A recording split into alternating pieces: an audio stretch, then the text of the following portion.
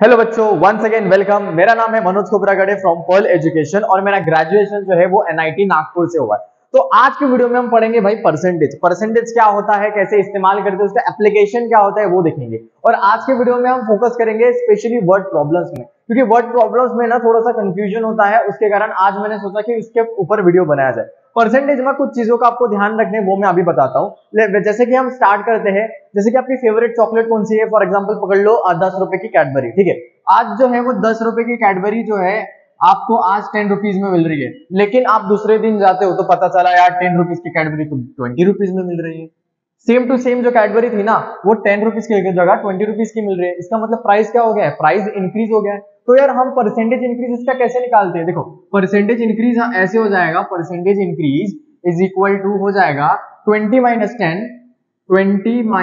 10 by 10 into 100। ये जो हो जाएगा ना परसेंटेज इंक्रीज हो जाएगा। तो इससे हम फॉर्मूला कैसे निकालते हैं? परसेंटेज इंक्रीज का formula is equal to net change by original value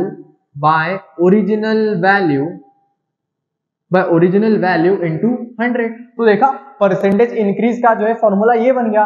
10 rupees की चॉकलेट थी 20 रुपीज की हो गई, तो परसेंटेज इंक्रीज क्या हो गया 20 माइनस 10 बाई 10 इंटू 100, यानी net change by original value into 100। तो यहाँ पे नेट चेंज देखो, नेट चेंज क्या होगा, हमेशा बड़ी वैल्यू माइनस छोटी वैल्यू। क्या होगा?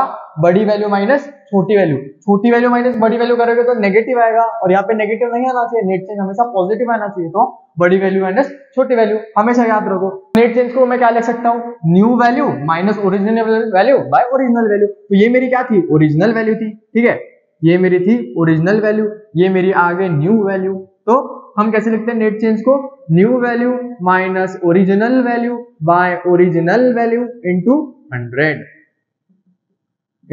100, ठीक है। तो ये फॉर्मूला आपको ध्यान रखना है। परसेंटेज इंक्रीज का फॉर्मूला क्या होगा? New value minus original value by original value into 100, या फिर आप net change by original value into 100 भी लिख सकते हो। नेट चेंज क्या रहेगा? हमेशा बड़ी वैल्यू माइनस छोटी वैल्यू। अब उसी तरीके से सेकंड केस देखो यार, आज ना 10 रुपीज की चॉकलेट जो है कैडबरी की 10 रुपए की मिल रही है, लेकिन आप कल गए तो यार पता चला वो तो 5 रुपीज की हो गई है। वो चॉकलेट जो है 5 रुपीज की हो गई है। इसका मतलब न्यू वैल्यू क्या है? 5 रुपीज है, और ओरिजिनल वैल्यू क्या है? 10 रुपीज है। बट यहाँ पे परसेंटेज इंक्रीज होगा कि परसेंटेज डिक्रीज होगा? आप ही बताओ। 10 से 20 परसेंटेज इंक्रीज बोलेंगे, और 10 से 5 क्या बोलेंगे? परसेंटेज डिक्रीज बोलेंगे। तो परसेंटेज डिक्रीज क्या आएगा इधर? Percentage decrease is equal to क्या आ जाएगा? 10 माइनस 5 बाय 10 इंटू 100। मतलब बड़ी वैल्यू माइनस छोटी value by original value into 100। तो ये क्या हो जाएगा? Original value minus new value by original value into 100, या फिर ओरिजिनल माइनस न्यू को मैं क्या लिख सकता हूँ? Net change. तो इसका फॉर्मूला क्या आ गया परसेंटेज डिक्रीज का? Net change by original value into 100। लेकिन दोनों में डिफरेंस क्या है? नेट चेंज का डिफरेंस है। ये आपको ध्यान में रखना है, इसमें नेट चेंज क्या है? New value minus original value. लेकिन इसमें क्या है? Net change original value minus new value. या फिर आप सिंपल एक ही लॉजिक ध्यान रखो कि नेट चेंज भाई हमेशा पॉजिटिव रहेगा। नेट चेंज क्या रहेगा? बड़ी वैल्यू माइनस छोटी वैल्यू, ठीक है। यहाँ पे देखो बड़ी वैल्यू माइनस छोटी वैल्यू, और नीचे हमेशा ओरिजिनल आएगा दोनों के फॉर्मूले में। तो परसेंटेज इंक्रीज ये हो गया, एंड परसेंटेज डिक्रीज का फॉर्मूला ये हो गया। तो अभी हमने देखा कि यार परसेंटेज इंक्रीज और परसेंटेज डिक्रीज के लिए जो है फॉर्मूला क्या होता है। लेकिन अभी हम देखेंगे कि अगर हमें परसेंटेज इंक्रीज का परसेंट दिया है, परसेंटेज डिक्रीज का परसेंटेज दिया है, जिसको हम पी मानते हैं, तो यार न्यू वैल्यू क्या रहेगी? वो देखते हैं। New value in case of increase, है ना। New value in case of increase क्या हो जाएगा? x into 1 plus P by 100। क्या हो जाएगा? इंक्रीज है तो प्लस आ जाएगा, x into 1 plus P by 100। जिधर x क्या है? x is original value and p is percentage. What is p? p is percentage, ठीक है। तो new value in case of increase क्या रहेगा? x into 1 plus P by 100, and new value in case of decrease, है ना। एक increase के case में, डिक्रीज के केस में क्या रहेगी? सेम रहेगा, बस जो साइन है वो माइनस हो जाएगा, क्योंकि यहाँ पे डिक्रीज बोला है ना तो इसलिए माइनस आएगा, इंक्रीज बोला है तो प्लस आएगा, ठीक है। यहाँ पे भी x क्या है? ओरिजिनल वैल्यू, और p क्या है? परसेंटेज। बस ये 4 फॉर्मूलाज आपको याद रखने हैं और थोड़ा सा लॉजिक लगाना है। उसके इसके बाद अगर आप ये 4 चीजें ध्यान रखोगे ना तो हर एक वर्ड प्रॉब्लम आपसे बन जाएगा, वो भी बहुत ही ज्यादा इजी। अब हम कुछ एप्लीकेशन करते हैं, मैं आपको सिखाऊंगा कि सोचना कैसे, ये फॉर्मूला अप्लाई कैसे करना है, सोचना कैसे हर एक क्वेश्चन में, ठीक है। अब हम डायरेक्ट क्वेश्चन की तरफ बढ़ते हैं। अब ये क्वेश्चन जो है ध्यान से देखो, इसमें क्या बोला गया है कि Tanisha's pocket money increase by 25%। देखो इंक्रीज परसेंटेज दिया है, कितना दिया है 25%, तो कौन सा फॉर्मूला लगेगा, फॉर्मूला नंबर 1। ध्यान दो क्वेश्चन की तरफ कि Tanisha's pocket money increase by 25% in this month to 500 rupees. तो ओरिजिनल वैल्यू कुछ होगी और ओरिजिनल वैल्यू से कितना इंक्रीज हुआ है 500 रुपीज। मतलब देखो मैंने एग्जांपल में क्या बताया था कि 10 रुपीज की चॉकलेट थी, वो कितने से इंक्रीज हुई है 20 रुपीज, 10 से 20 रुपीज में इंक्रीज हुई है। उसी तरीके से इसकी पॉकेट मनी कुछ एक्स रुपीज हो गई या फिर कुछ भी मान लो ओरिजिनल वैल्यू, और वो कितने तक इंक्रीज हुई है 500 रुपीज तक, ठीक है। तो 25% जो है इंक्रीज दिया है परसेंटेज, और in this month to 500 rupees what were her saving before the increase, ऐसे पूछा है। तो पहले तो गिवन लिख देते हैं यार, गिवन क्या क्या दिया है, परसेंटेज इंक्रीज, क्या दिया है परसेंटेज इंक्रीज, कितना दिया है परसेंटेज इंक्रीज भाई, परसेंटेज इंक्रीज दिया है 25 परसेंटेज इंक्रीज दिया है। एंड न्यू वैल्यू कितनी दी है, न्यू वैल्यू कितनी दी है, न्यू वैल्यू जो दी है 500 रुपीज। ओरिजिनल वैल्यू कितना होगा, ओरिजिनल वैल्यू हम मानते हैं x रुपीज। ओरिजिनल वैल्यू मतलब क्या, what were her saving before the increase, तो उसके सेविंग को कितना मांगते हैं, ओरिजिनल वैल्यू मतलब उसकी सेविंग्स, ओरिजिनल सेविंग्स कितनी है x रुपीज मान लेते, बस फॉर्मूला में पुट करो आंसर पाओ। अब आपको इसमें सिर्फ ये ध्यान रखना है कि इस इंफॉर्मेशन से ये चीजें कैसे एक्सट्रैक्ट करें, ये आप ध्यान से देखो। परसेंटेज इंक्रीज था तो परसेंटेज इंक्रीज 25%, तो देन ओरिजिनल वैल्यू निकालनी थी, what where the her saving, तो her saving original was x rupees मान लिया मैंने। फिर यहाँ पे दिया था टू 500 रुपीज, मतलब इंक्रीज हुए 500 रुपीज से, मतलब पहले x रुपीज था देन इंक्रीज टू 500 रुपीज, ठीक है। तो ऐसा हमें लिखना है। देन परसेंटेज इंक्रीज का फॉर्मूला क्या था, परसेंटेज इंक्रीज का फॉर्मूला क्या था, परसेंटेज इंक्रीज का फॉर्मूला क्या था, net change by original value into 100, net change by original value into 100। और इसमें नेट चेंज क्या था, बड़ी वैल्यू माइनस छोटी वैल्यू, बड़ी वैल्यू माइनस छोटी वैल्यू। अब भाई यहाँ पे इंक्रीज हुआ है तो ये बड़ी वैल्यू होगी और ये छोटी वैल्यू होगी, तो x रुपीज और 500 रुपीज दोनों में से बड़ा कौन होगा, ये ना भाई, यहाँ पे इंक्रीज बोला है तो इसका मतलब पहले कुछ कम वैल्यू होगी उसके बाद ज्यादा वैल्यू होगी, तो x माइनस 500, तो क्या हो जाएगा 500 माइनस x, बड़ी वैल्यू माइनस छोटी value by original value x into 100 और इन परसेंटेज इंक्रीज क्या दे रखा है 25, तो यहाँ पे आ जाएगा 25, तो 25 is equal to 500 minus x by x into 100, बस प्लस माइनस है, यहां से यहां तक परसेंटेज खत्म हो गया है। अब यहां से क्या स्टार्ट हो रहा है, मैथमेटिक्स के कैलकुलेशन, प्लस माइनस, बस हमें वही करना है इधर। तो देखो यहाँ पे हम इसको कैसे करेंगे, इसको करेंगे 25 फोर जा 100, या फिर आपको सिंपल लगने के लिए मैं ऐसे इसको कैलकुलेट करता हूँ, 25 by 100 is equal to 500 minus x by x, ऐसे आ गया। देन 25 1 जा 25, 25 4 जा 100 हो जाएगा। तो अब मैं फर्दर कैलकुलेशन यहाँ करता हूँ, तो 1/4 is equal to 500 minus x by x, cross multiply होगा, क्या हो जाएगा x is equal to 2000 minus 4x, ये हो जाएगा 5x is equal to 2000, correct है। Then x is equal to क्या आ जाएगा 400 रुपीज, करेक्ट है। Then what was her original saving, तो ओरिजिनल सेविंग जो था तनिषा का वो था 400 रुपीज। देखो यहां से यहां तक जो था परसेंटेज था, और यहां से यहां तक भाई कैलकुलेशन है जो कि मैथमेटिक्स में यूज होता है। आपको ये जो है मैथमेटिक्स के कैलकुलेशन आने चाहिए, ठीक है। तो आई होप सो ये वाला आपको सम क्लियर हो गया होगा क्वेश्चन। अब हम बढ़ते हैं नेक्स्ट क्वेश्चन की तरफ। इस क्वेश्चन को ध्यान से देखो, इस क्वेश्चन में क्या बोला है कि 20 pages were to be copied in all, 20 pages जो है कॉपी करना है, ठीक है। फिर बोला है कि आई कॉपीड 5 पेजेस, मैंने जो है 5 पेजेस कॉपी किया है, एंड माय फ्रेंड कॉपीड 15, तो और मेरे दोस्त ने जो है 15 पेजेस कॉपी किया, तो what percentage of my friend work did I do, तो कितना परसेंटेज मेरे फ्रेंड का वर्क मैंने किया है, मतलब 20 पेजेस टोटल कॉपी करना था, ठीक है। 5 पेजेस मैंने कॉपी किया एंड 15 पेजेस जो है मेरे फ्रेंड ने कॉपी किया, तो with respect to the friend मैंने जो है फ्रेंड का कितना परसेंटेज काम किया है, ठीक है। तो वो कैसे निकालेंगे, देखो वो हम निकालेंगे percentage of my friends work, percentage of my friend work is equal to हो जाएगा I copied divided by my friend copied, into 100, खत्म हो जाएगा, क्वेश्चन ही खत्म हो गया।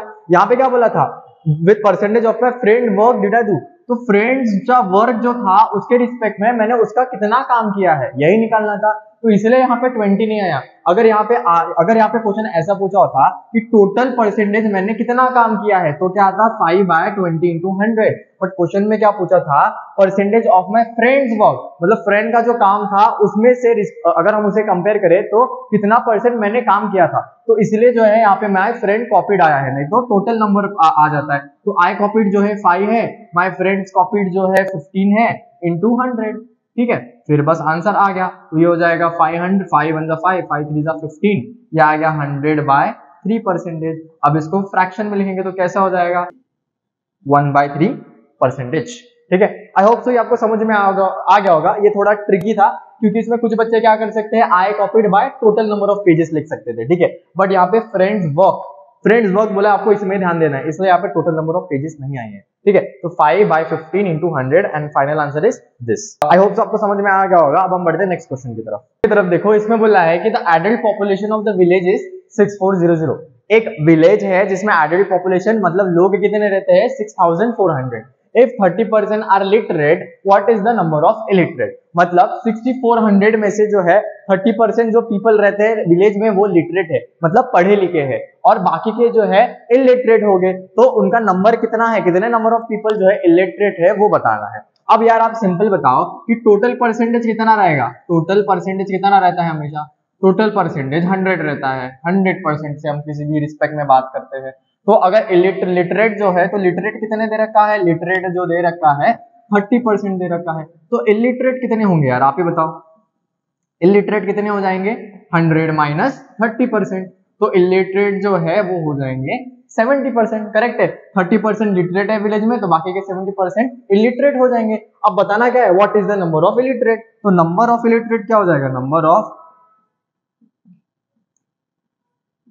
नंबर ऑफ इलिटरेट क्या हो जाएगा 70% ऑफ टोटल पॉपुलेशन, 70/100, और टोटल पॉपुलेशन क्या है 6400, बस आ गया आंसर, 00 कट 00 कट, तो 4480 will be your answer. Simple था। इसमें क्या था कि 6400 टोटल पॉपुलेशन थी, उसमें से बोला था 30% जो लिटरेट है, 30% लिटरेट है, तो बाकी के 70% वो इलिटरेट हो जाएंगे। देन 70% ऑफ टोटल पॉपुलेशन मतलब 70% ऑफ 6400 जो है नंबर आ जाएगा, मतलब 6400 का 70% निकालना था इसमें सिर्फ, ठीक है। तो 70% ऑफ टोटल पॉपुलेशन, तो 70/100 इंटू 6400, तो 4480 विल बी योर आंसर। तो 4480 जो नंबर ऑफ इलिटरेट होगा, या फिर अदर लैंग्वेज में बोले तो 70% ऑफ 6400 इज 4480, ठीक है, एंड 4480 इज आवर आंसर। अब हम बढ़ते हैं नेक्स्ट क्वेश्चन की तरफ।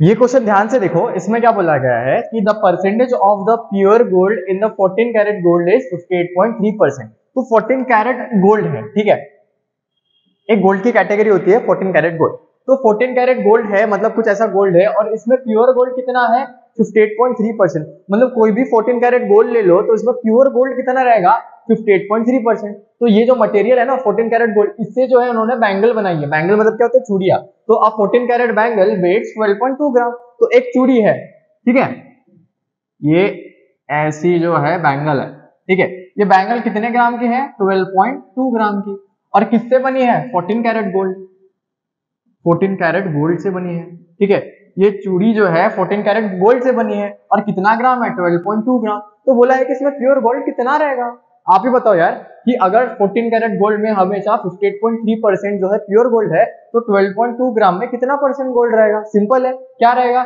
58.3% ऑफ 12.2 ग्राम, यानी 12.2 ग्राम का हमें 58.3% निकालना है, दैट्स इट, क्योंकि ये बैंगल किससे बना है 14 कैरेट गोल्ड से बना है, तो 14 कैरेट गोल्ड में भी कितना परसेंट गोल्ड रहेगा 58.3% गोल्ड ही रहेगा, इसका मतलब ये जो बैंगल में भी कितना परसेंट गोल्ड रहेगा 58.3% ही रहेगा, ठीक है। तो therefore pure gold is 58.3% of bangle of 12.2 gram bangle weight, correct है, तो हो जाएगा 58.3/100 इंटू 12.2।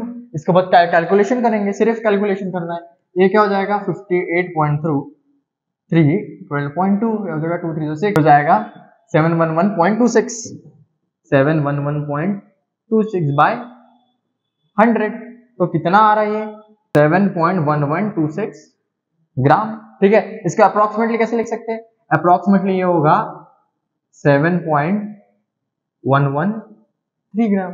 तो कितना होगा 7.113 ग्राम अप्रोक्सीमेटली। तो ये सिंपल सा था, बस इसमें सिर्फ कंफ्यूजन करने के लिए इतना वर्ड प्रॉब्लम में दे रखा था। बोला था कि 14 कैरेट गोल्ड है, 14 कैरेट गोल्ड में हमेशा 15.3% प्योर गोल्ड रहेगा। तो भाई 14 कैरेट गोल्ड का तुम कुछ भी बना लो, बैंगल बना लो, कुछ भी बना लो, कुछ भी, तो उसमें हमेशा 58.3% ही प्योर गोल्ड रहेगा। ठीक है, तो ये 12.2 ग्राम था, तो 12.2 ग्राम का 58%, 58.3%। अगर ये 100 ग्राम का होता तो 100 ग्राम का 58.3%। कितने भी ग्राम लो, इसमें कितना परसेंट रहेगा, हमेशा प्योर गोल्ड इतना परसेंट ही रहेगा। ठीक है, तो बस ये आंसर था। अब हम बढ़ते हैं नेक्स्ट क्वेश्चन की तरफ। तो इस क्वेश्चन को ना ध्यान से देखो, इसमें क्या बोला है, in an election there are two candidates, दो कैंडिडेट्स है एक इलेक्शन में। The candidates who got 62% of the total valid vote polled is elected by a majority of 144 votes. तो इलेक्शन में दो कैंडिडेट्स है, हम कैंडिडेट्स मानते हैं candidate A and candidate B. ठीक है, तो ऐसा कोई एक कैंडिडेट है जिसको 62% ऑफ टोटल वैलिड वोट मिला है, तो ए को हम मानते हैं कि 62% टोटल वैलिड वोट मिला है। ठीक है, 62% मान लेते हैं, और ए जो है जीत चुका है, क्योंकि इधर क्या बोला है, मेजॉरिटी ऑफ 144 वोट्स, मतलब इसको एक्स्ट्रा वोट्स कितने मिले हैं, 144 वोट्स, मतलब विनर जो है ए है। इस क्वेश्चन का सिंपल मीनिंग ये है कि एक इलेक्शन है जिसमें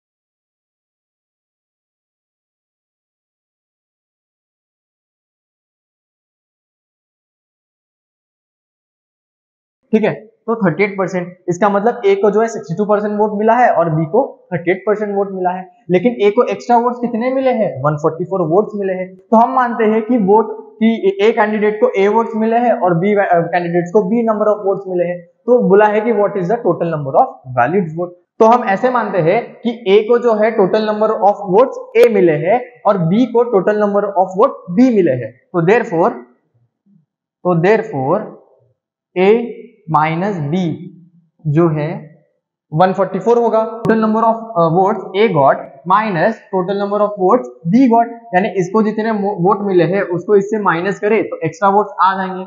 करेक्ट है, तो ए माइनस बी जो है 144 दिया है, और 62% माइनस 38% हम करेंगे तो इन दोनों में परसेंटेज कितने का डिफरेंस है वो भी आ जाएगा। ठीक है, तो देयरफॉर ए परसेंट माइनस बी परसेंट कितना हो जाएगा, 62 माइनस 38, तो कितना हो जाएगा 8, तो ये आ जाएगा 24%। मतलब ए और B total number of votes अगर मैं सब्सट्रैक्ट करता हूं तो एक्स्ट्रा वोट्स आ जाता है 144, और अगर इन दोनों के परसेंटेज में सब्सट्रैक्ट कर जाता हूं तो कितना आता है 24%। मतलब टोटल वैलिड वोट्स अगर मैं x मानूं, टोटल वैलिड वोट्स अगर मैं x मानूं तो 24% of x is equal to 144 आएगा।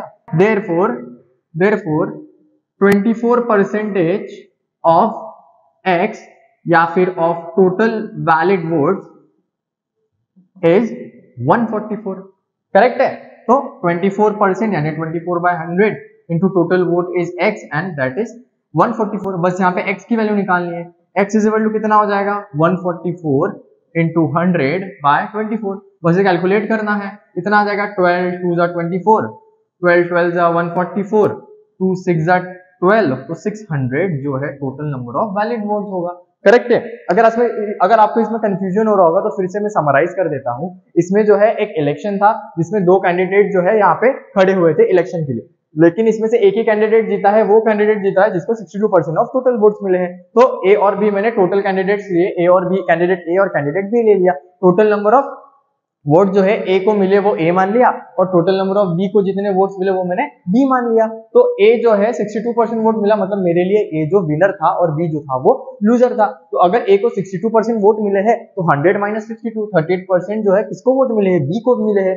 अब हमें यहाँ पे ये लिखा है कि एक्स्ट्रा मेजोरिटी ऑफ 144 वोट, मतलब ए को एक्स्ट्रा वोट्स कितने मिले हैं, 144 मिले हैं, मतलब ए माइनस बी। तो अगर ए के वोट अगर मैं काउंट करता हूँ, ए माइनस बी के वोट काउंट करता हूँ, तो उन दोनों का डिफरेंस कितना है 144, क्योंकि एक्स्ट्रा वोट्स किसको मिले, ए को, कितने 144 वोट्स मिले हैं। ठीक है, तो 24% अगर मैं टोटल वैलिड वोट x मानता हूं तो 24% ऑफ वैलिड वोट कितना आएगा 144 आएगा, क्योंकि ये जो है एक्स्ट्रा वोट्स है, करेक्ट है। तो 24% of total votes, 24 by 100 x into 144, तो x की वैल्यू कितनी आ गई 600, और x माना किसके माना था, टोटल वैलिड वोट, तो वैलिड वोट कितने आ गए, टोटल वैलिड वोट्स आ गए 600, ठीक है। आई होप आपको ये क्वेश्चन समझ में आ गया होगा। अब हम बढ़ते हैं नेक्स्ट क्वेश्चन की तरफ।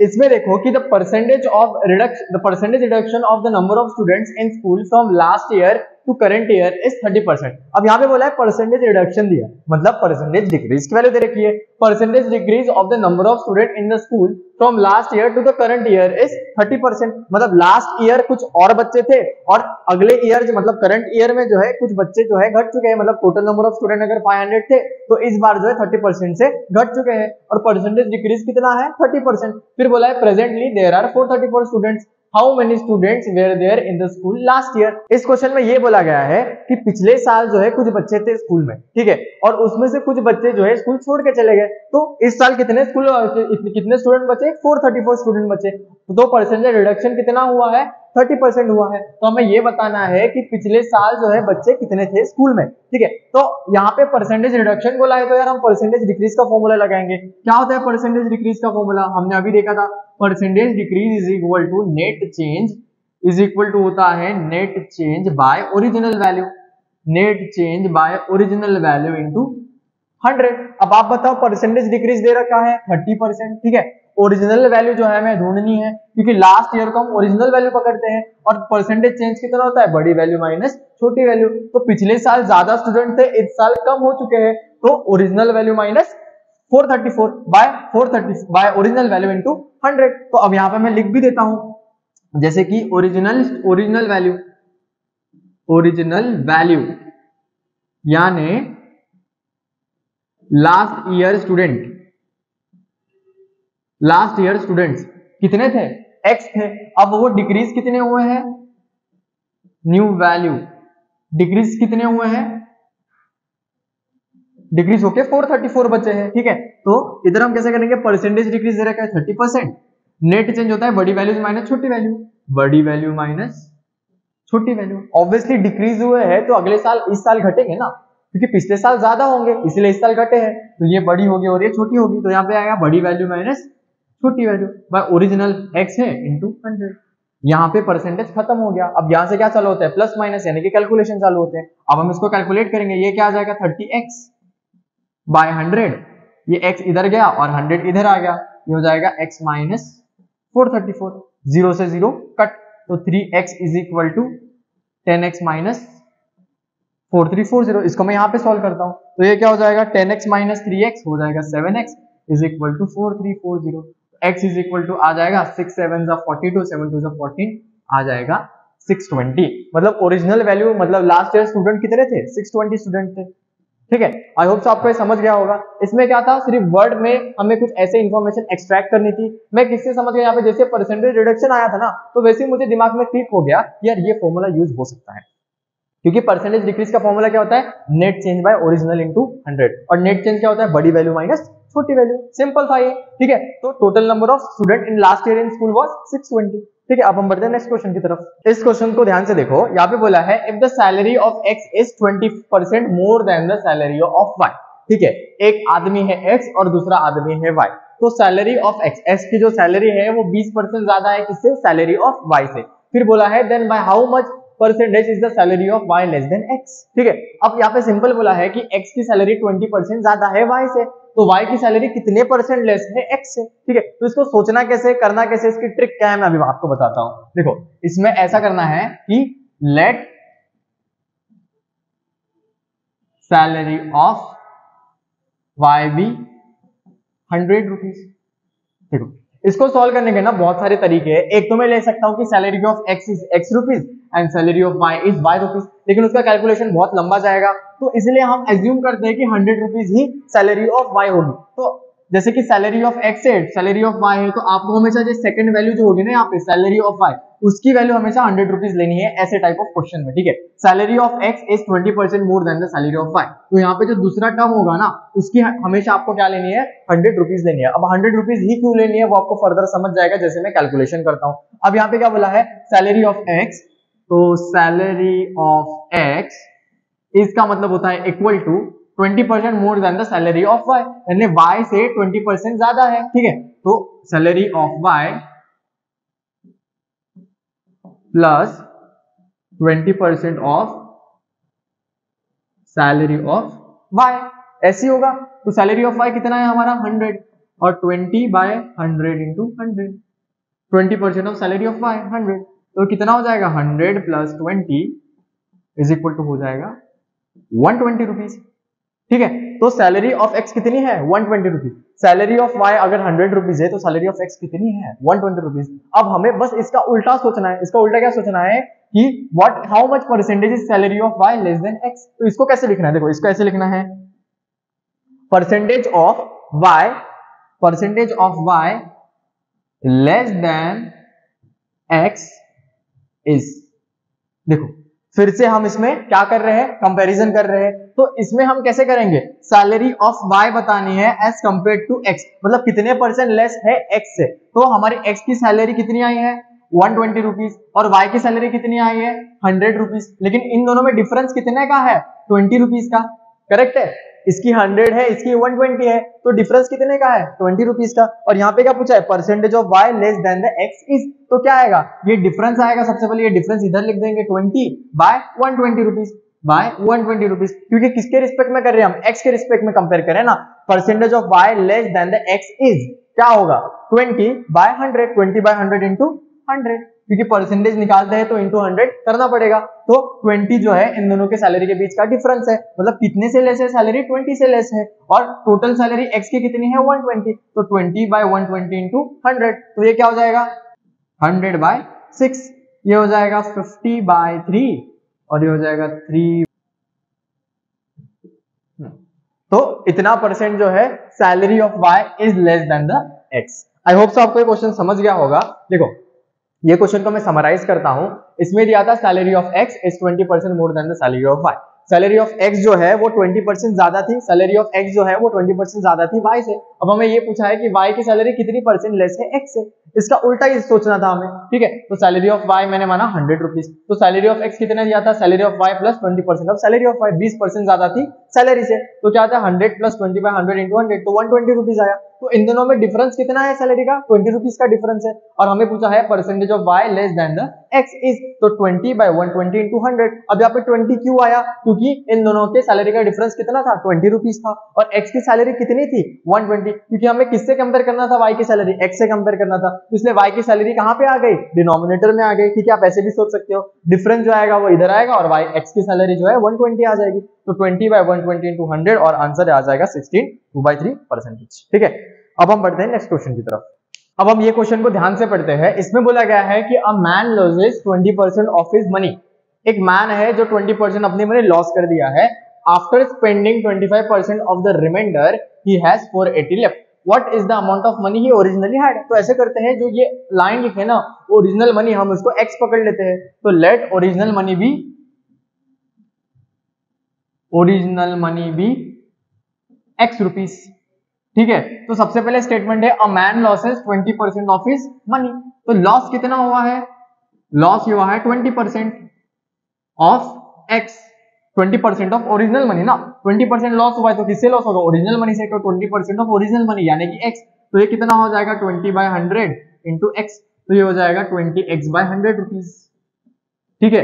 तो 20% 20/x 100 रुपीज का लॉस हुआ है, तो रिमेनिंग कितना होगा, तो रिमेनिंग कितना होगा, remaining money is equal to total money minus loss, या फिर मैं ऐसे लिख देता हूं ओरिजिनल माइनस लॉस, तो रिमेनिंग आ जाएगा, ओरिजिनल कितना है x और ये है 20x/100, तो ये कितना हो जाएगा 80x/100।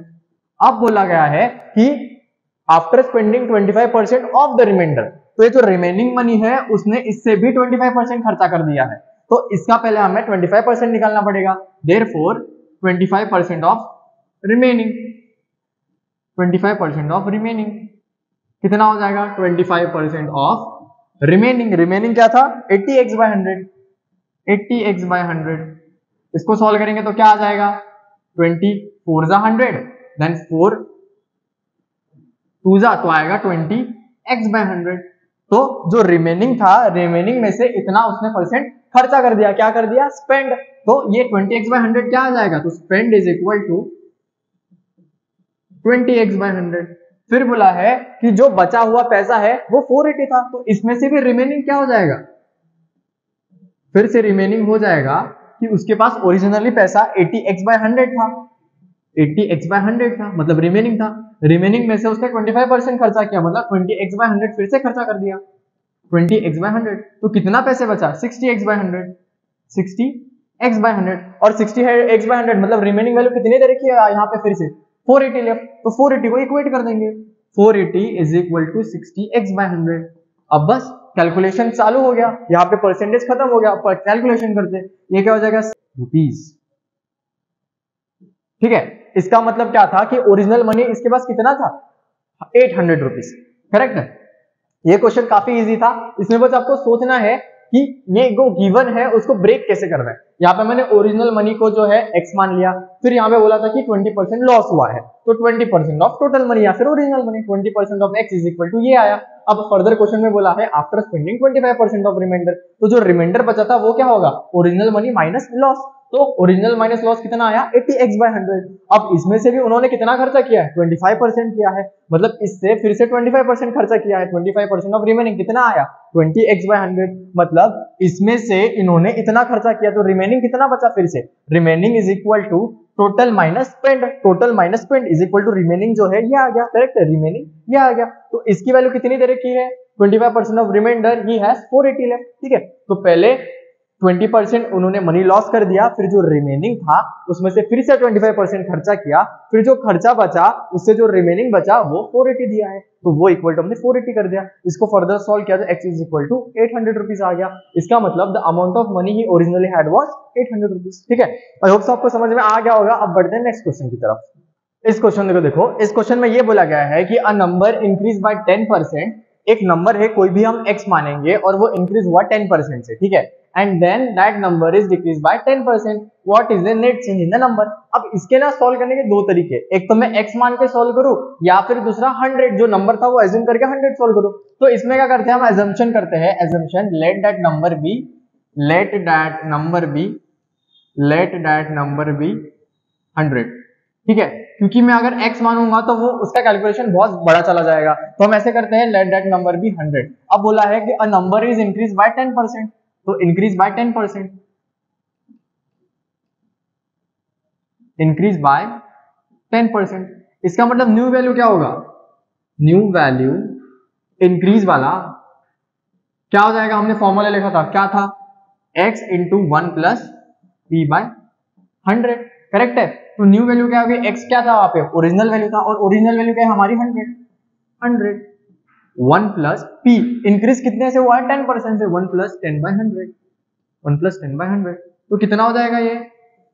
100 into 101 by 100, 110 is equal to 110 rupees. देखो 100 से 100 कट हो गया है, इसलिए मैं हमेशा क्या करता हूँ? एजम्पशन जो है 100 मान लेता हूँ, ताकि 100 यहाँ पे कट जाता है इजीली, मतलब कैलकुलेशन इजी हो जाता है। तो न्यू वैल्यू कितनी आ गई अभी हमारी? 110 रुपीज। अब बोला है कि ये न्यू वैल्यू जो है उसको डिक्रीज किया है 10% से, now decrease by 10%, decrease by 10%, तो क्या हो जाएगा? New value, new value decrease, new value decrease is equal to x 1 minus P by 100। ठीक है, अब ओरिजिनल कितना था? 110, क्योंकि यहाँ पे बोला है कि इंक्रीज करने के बाद इस वैल्यू को 10% से डिक्रीज किया, इसलिए अभी हमें हमारी ओरिजिनल वैल्यू क्या रहेगी? 110 रहेगा। तो 110 1 माइनस डिक्रीज कितने परसेंट से हुआ है? 10%, तो 10 बाय 100। तो इसको कैलकुलेशन करेंगे तो कितना आ जाएगा? 100 माइनस 10, 90 बाय 100, 0 कट, तो ये हो जाएगा 99 आएगा, 99। अब बोला है what is the change in number. अब चेंज इन नंबर अगर आप सोचे तो किसी किसी के दिमाग में आएगा यार 110 माइनस 99 होगा, लेकिन यहाँ पे क्या बोला है? What is the change in number, मतलब ओरिजिनल हमारा नंबर क्या था? 100 था, और ये सब फाइनली क्या आ गया हमारा? पूरा चेंज करने के बाद हमारा नंबर क्या बन गया? 99 बना। तो नेट चेंज क्या होगा? 100 माइनस 99, ना कि 110 माइनस 99। हमारा नेट चेंज क्या होगा? 100 माइनस 99। मतलब उन्होंने बोला कोई एक ओरिजिनल नंबर था, उसको 10 से इंक्रीज किया है तो ये बना, फिर उसको 10 से डिक्रीज किया है तो ये बना, तो टोटल चेंज कितना हुआ? 100 माइनस 99। ठीक है, तो therefore net change, therefore net change is equal to 100 minus 99। कितने का? 1 का नेट चेंज हुआ है। कितने का हुआ है? 1 का नेट चेंज हुआ है। ठीक है, तो बस ये क्वेश्चन में इतना ही था। अब हम नेक्स्ट क्वेश्चन की तरफ बढ़ते हैं। ये क्वेश्चन यार ध्यान से पढ़ो। इसमें बोला है कि in examination 70% of candidate pass in English. ठीक है, कोई एग्जाम हुए स्कूल में, उसमें से 70% इंग्लिश में पास हुए हैं और 80% पास इन मैथ्स। यार अभी आप सोचेंगे यार टोटल तो 100% होता है, तो इंग्लिश में 70% है और मैथ्स में 80% है, ये तो 100 को एक्सीड कर रहा है। देखो यहाँ पे क्या है, यहाँ पे आपको ये सोचना है कि passed in English and passed only in English में फर्क होता है। यहाँ पे बोला है कि इंग्लिश में पास हुआ है, हो सकता है वो मैथ्स में भी पास हुआ हो 70% बच्चों में से कुछ ना कुछ, और 80% पास इन मैथ्स, तो ऐसे भी हो सकता है कि जो मैथ्स में पास हुए वो कुछ उसमें से इंग्लिश में भी पास हुए होंगे। ठीक है, तो इसलिए यहाँ पे 70% और 80% बोला गया है और इसलिए इनका समेशन जो है 100% नहीं आ रहा है। ठीक है, क्योंकि only in English only in maths नहीं दे रखा है, मतलब इसमें से कुछ बच्चे मैथ्स में भी पास हुए होंगे और इसमें से कुछ बच्चे इंग्लिश में भी पास हुए होंगे। अब बोला है कि 10% failed in both the subject, अब दोनों सब्जेक्ट में 10% फेल हो चुके हैं। ठीक है, अब बोला है कि if 144% pass in both what is the total number of candidates. तो हम ऐसे करते हैं यार, टोटल नंबर ऑफ कैंडिडेट पहले x मान लेते हैं। ठीक है, x मान लेते हैं। अब बोला है in examination 70% pass in English, तो इंग्लिश यहाँ पे लिखते हैं। इंग्लिश में कितने पास हुए हैं? इंग्लिश में पास कितने हुए हैं? 70%। 70% यानी 70% ऑफ x है ना, 70% ऑफ टोटल कैंडिडेट। ये कितना हो जाएगा? 70x/100। करेक्ट है। फिर क्या बोला है? 80% पास इन मैथ्स, तो मैथ्स में कितने पास है? मैथ्स में पास है 80%, तो 80% ऑफ x, ये आ जाएगा 80x/100। अब बोला कितना है? 10% failed in both the subject. अब बोथ सब्जेक्ट में फेल कितना हुआ है? बोथ फेल कितना हुआ है? 10%, यानी 10% ऑफ x, यानी हो जाएगा 10x/100। अब यार इसको सोचना कैसे? हमने इसको डायग्राम से करने की कोशिश करते हैं। ठीक है, ये स्कूल है। ठीक है, ये स्क्वायर बॉक्स जो है वो स्कूल है। ठीक है, और इतने बच्चे जो है, ये इंग्लिश की एग्जाम है और ये मैथ्स की एग्जाम है। किसके एग्जाम है? इंग्लिश और मैथ्स के एग्जाम। अब यहाँ पे बोला है ये इंग्लिश ई एग्जाम और मैथ्स जो है एम एग्जाम है। ठीक है, और ये पूरा स्कूल है। और इंग्लिश में कितने लोग पास है? 70/x, और मैथ्स में कितने पास है? 80x/100। तो इंग्लिश में जो पास होंगे वो कुछ मैथ्स में पास होंगे। देखो ये जो सर्कल है वो इंग्लिश का है, लेकिन ये सर्कल मैथ्स के ऊपर भी आ रहा है। इसका मतलब ये यहाँ पे जो बच्चे हैं ना, ये दोनों इंग्लिश और मैथ्स में पास हुए होंगे। करेक्ट है, ये पूरा सर्कल इंग्लिश का है, ये पूरा सर्कल मैथ्स का है। अगर ये दोनों एक के ऊपर एक आ रहे हैं, इसका मतलब यहाँ पे जो बच्चे लाइक करेंगे वो इंग्लिश और मैथ्स दोनों में पास आउट हुए होंगे। तो दोनों पास आउट कितना हुआ है? यहाँ पे देखो, इफ 144 पास इन बोथ, तो 144 यार दोनों में एग्जाम है, तो ये जो यहाँ पे जो लाई करेंगे कितने बच्चे? 144 दोनों में पास हुए हैं। ठीक है, अब इंग्लिश में कितने पास हुए? 70x/100, तो ये पूरे सर्कल में 70x/100 है। तो 70x/100 में से अगर मैं ये वाला पोर्शन माइनस करूंगा, देखो इंग्लिश का पूरा सर्कल का सब्जेक्ट कितना है? 70x/100, मतलब ये सर्कल जो है 70x/100 है। इसमें से मैं ये वाला माइनस करता हूँ, ये वाला मतलब क्या माइनस करता हूँ? 144, तो मुझे ओनली इंग्लिश में कितने पास हुए वो आ जाएंगे। करेक्ट है, तो यहां पे क्या आ जाएगा? ओनली पास इन इंग्लिश क्या हो जाएगा? 70x/100 minus 144। उसी तरीके से मैथ में टोटल कितने पास है? 80x/100, और उसमें से मैं 144 माइनस करता हूं तो ओनली पास इन मैथ्स आ जाएंगे। ओनली पास इन मैथ्स कितने आ जाएंगे? 80x/100 minus 144। तो इन दोनों में क्या है? जो इंग्लिश में भी पास हुए हैं और मैथमेटिक्स में भी पास हुए हैं। अब यहाँ पे क्या बोला है? बोथ फेल कितने हुए? दोनों फेल 10% हुए हैं। 10% फेल हुए हैं, तो इसमें गोले के अंदर इंग्लिश पास है और इस सर्कल के ऊपर मैथ्स पास है, तो उस सर्कल के बाहर क्या आएगा? जो फेल हुए होंगे। तो 10x/100 बच्चे जो है फेल हुए हैं, 10x/100 जो फेल हुए हैं। अब यहाँ पे क्या बोला है? What is the total number of candidate. अब सिंपल सी बात है, देखो therefore total candidate is equal to total pass plus fail. Total pass और टोटल फेल, टोटल कैंडिडेट कितना ये हमें ढूंढना है। ठीक है, टोटल कैंडिडेट हमने x ले रखा है। टोटल पास कितने हुए? ये 3, 1 2 और 3, कितना है? 70x/100 minus 144 plus 144 plus 80x/100 minus 144। तो टोटल पास कितने हुआ? Only in English, both subject और मैथ्स में। अब ये टोटल पास जो है हमने लिख दिया, अब क्या लिखना है? Total fail. टोटल फेल कितना है भाई? 10x/100 कितने हैं? Plus 10x/100। अब जैसे हम ये इक्वेशन को सॉल्व करते हैं तो x की वैल्यू आ जाएगी। अब हम इसे सॉल्व करते हैं, अब हम इसे फर्दर सॉल्व करते हैं तो क्या आ जाएगा, x इज इक्वल टू आ जाएगा 70 + 80 150x/100, 150x/100, 144 से 144 कट तो ये आ जाएगा -144 प्लस 10x/100 इसको सॉल्व करेंगे तो कैसे आ जाएगा, ये हो जाएगा 160x/100 माइनस 144 तो ये आ जाएगा 160x/100 minus x is equal to 144, ये आ जाएगा 60x/100 इज इक्वल टू 144। तो x की वैल्यू क्या आ जाएगी, 144 इंटू 100/60, 0 0 कैंसिल आउट हो गया। x इज इक्वल टू 2 3 = 6, 2 7 = 14, 2 2 = 4, 3 2 = 6, 3 4 = 12, तो कितना आया 240 इज द आंसर। तो टोटल नंबर ऑफ कैंडिडेट कितने थे, 240 थे। आई नो ये थोड़ा डिफिकल्ट क्वेश्चन था, लेकिन मैं उसको फिर से एक्सप्लेन करता हूं कि एक स्कूल था जिसमें 2 पेपर हुए थे, इंग्लिश और मैथ्स के। ये सर्कल मैंने इंग्लिश का बनाया, ये सर्कल मैथ्स का बनाया। तो यहाँ पे सर्कल में जहाँ पे इंटरसेक्शन हो रहा होगा ना, तो वो ऐसे बच्चे होंगे जो इंग्लिश और मैथ्स में दोनों पास आउट हुए होंगे, और इंग्लिश और मैथ्स के बाहर जो स्कूल में जगह बची है वो फेलियर के लिए है, करेक्ट है। तो इंग्लिश में कितने बच्चे पास हुए थे, हमने हुए थे 70x/100, मैथ्स में कितने हुए थे 80x/100, लेकिन टोटल कितने हुए थे, total number of student passed in both 144 था। तो total English minus passed in both, तो ओनली इंग्लिश आ गया, उसी तरीके से ओनली मैथ्स आ गया। तो only English only maths plus total number of student passed in both plus failure is equal to total number of student होगा, करेक्ट है। तो बस हमने ये फॉर्मूले में डाला और आंसर निकल गया। तो आई होप सो आज के वीडियो में आपको बहुत कुछ सीखने मिला होगा। जो मैंने वर्ड प्रॉब्लम आपको कराया है वो आपको समझ गए होंगे। अगर आपको फिर भी समझ ना आए तो मैं इसी परसेंटेज का पार्ट 2 बनाऊंगा, जिसमें मैं आपको बेसिक से सिखाऊंगा, जिसमें हम बेसिक प्रॉब्लम करेंगे फिर एडवांस लेवल में जाएंगे। तो आज के वीडियो में इतना ही था, मिलते हैं नेक्स्ट वीडियो में।